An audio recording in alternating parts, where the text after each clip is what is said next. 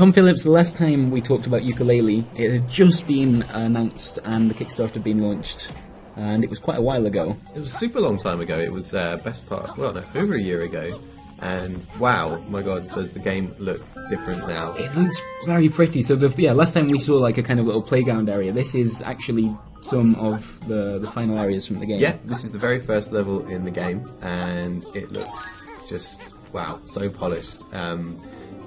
This whole area is done, and this is sort of the first bit of it that you'll see. You can later expand it. One of the big things about Yooka-Laylee is the fact that you can change levels, expand them, add new sections to them as you obtain collectibles, and but as it stands, look at this. I mean, this is just it's indicative of what the final game will look like, which is what they've said, that they kind of didn't want to drip feed things over the past year of development.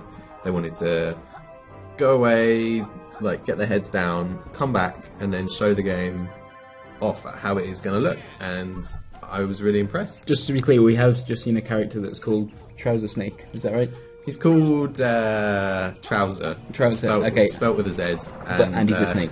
Okay, cool. Just wanted to confirm that. I was speaking with Platonic, and they said they didn't realise how quickly people were going to get the joke. Like, only half of their office got the joke, and then they released the character art into the wild, and someone saw it straight away, and it got like 10,000 retweets, and now everybody knows the joke, and apparently it's a bit too obvious. Right, okay. I love it. So you went to a kind of little pre-E3 preview for this. Did you get to play the game, or did you just watch? What did you see and talk about whilst you were there? I saw 2 levels, the first 2, and so that's the sort of foresty level and the icy level, which looks like something from Frozen.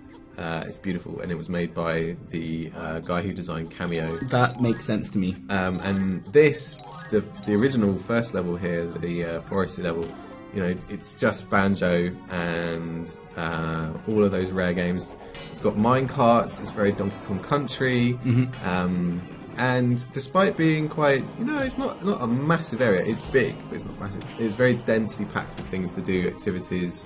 So you go around, you interact with NPCs. All of those are really nicely designed. There's like a strange cloud monster. There's this weird sort of jellyfish octopus lady in a jar. They give you little quests to go off and do. You do them. You pick up collectibles along the way. And then you can expand the worlds that you have, go to new ones.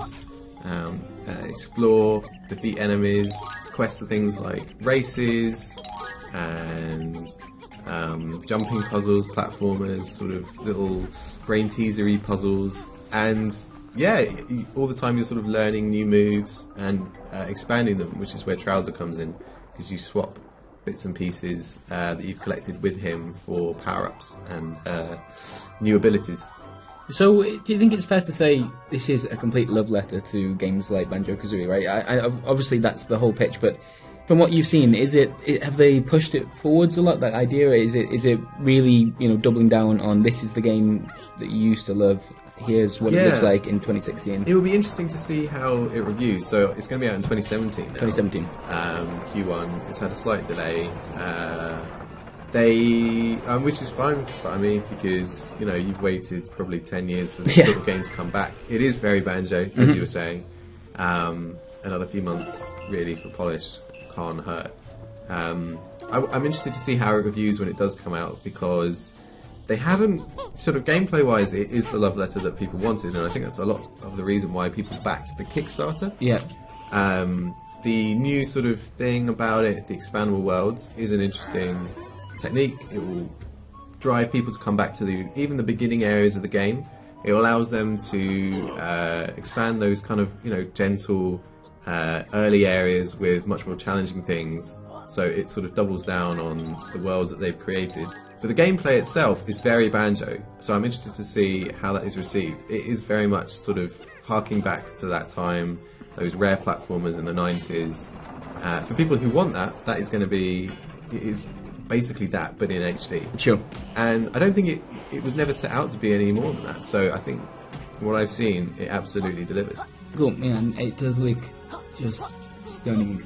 this is all done in the Unity engine as well, right? It's the best Unity game that I've seen by far, by a long way. And it's just an incredible step up from when we saw it last year at Playtonic itself. And it was sort of, the character models were in and the very early levels were in, but no real detailed textures, no real effects. And now, wow. Yeah, I was really impressed. Cool. Well, we're going to see a little more of this at E3. I know the two of us are going to go along and see a little bit more of this game. But up until that point, you've got some more stuff on the site, right? Have you? Yes. So what can people go and read? There'll be impressions and a bit of news about Delay and some explanation and some more chat with Playtonic. Cool. And yeah, back when the Kickstarter was announced, we visited the studio, and you can have a look at that kind of playground level as a video here, or you can look at the one where we interviewed the team and actually kind of got an idea of who Playtonic are and how much freaking rare there is in that company. I like that video. Thanks very much. Cheers. Well, thank you for watching, and yeah, we will see you at E3 with some more of this nice looking video game.